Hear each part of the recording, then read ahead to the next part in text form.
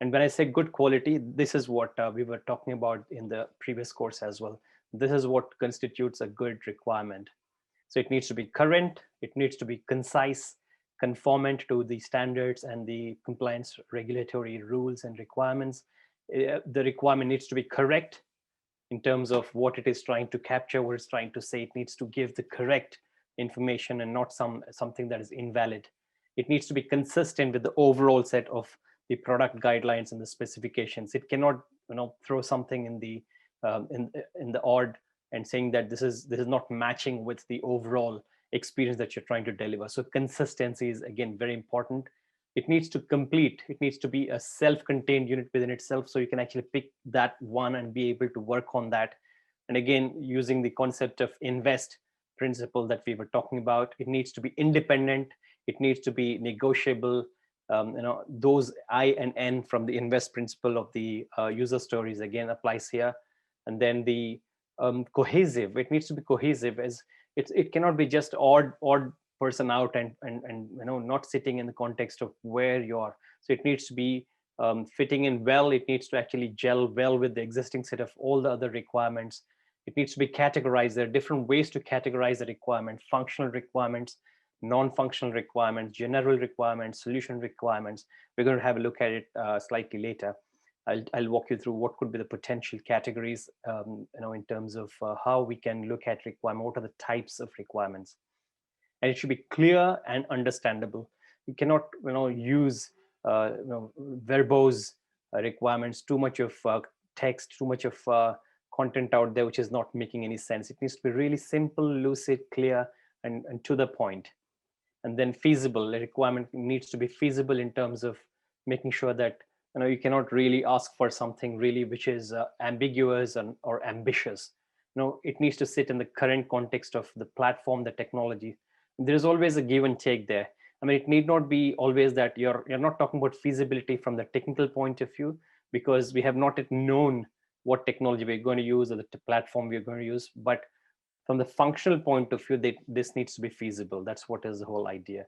So you can ask, how can we determine right now what is feasible or not? It's not about that. It's not about technical feasibility or platforms or tools and techniques. It's more in terms of functionality.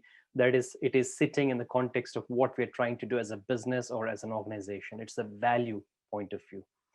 And relevant, it needs to be relevant to the current context, pretty much like current. It needs to be relevant to the business, to the domain, you cannot create a requirement which is not sitting in the current context. So for example, if it's a insurance application, kind of a project that you're working on, you cannot insert a requirement to do with healthcare or retail. So it needs to be relevant. It needs to be fitting into that context. And it needs to be identified with the owner of the requirement. Sometimes it's not the BA always who owns the requirement. It's also could be the sponsors or the people, the business sponsors, the business owners, the business unit head, or the project sponsor, the program manager, project director. All of these could be the owners of the requirement sometimes, in terms of identifying who has given that requirement, who could take it through the implementation. Traceability, as we discussed in the previous knowledge areas as well, traceability is very important, so that you can kind of understand and trace and monitor how that requirement has been fulfilled across the journey from the stage of requirement, or even before it actually has been logged in as a requirement, how it came through. It could be from the customer reported defect, or it could be from the competitors' way of how they handled it in a separate feature. It could be anything, or it could be a regulatory requirement coming in from the top body of one of these, like FDA, Food and Drug Administration, the Financial Conduct Authority, or any of those kind of regulatory bodies.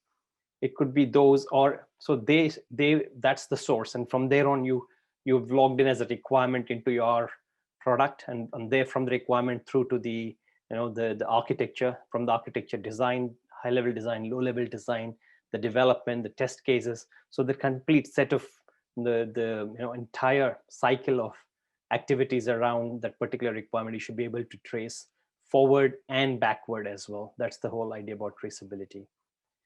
Implementation independent, yeah, that's what we were talking about when we talk about feasible. It's nothing to do with the technology underlying or the platform underlying the whole solution.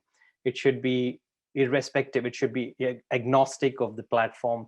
It should not be, about implementation. It's about the analysis. It's about the specific, the customers, the users, and the stakeholder specific. It's nothing to do with the how you're going to solve that problem. It's about that problem itself. It should be unique so that you can try and give an ID or identifier to that, and you can track and trace it all the way through. So you cannot just have some kind of a commodifying things. Otherwise, it would not be able to track and trace and monitor all the way through. So it better need to be unique, or some kind of a unique identifier needs to be attached to it. Unambiguous. It should be really specific and clear in terms of what it's trying to convey to the stakeholders, the people who are reading it.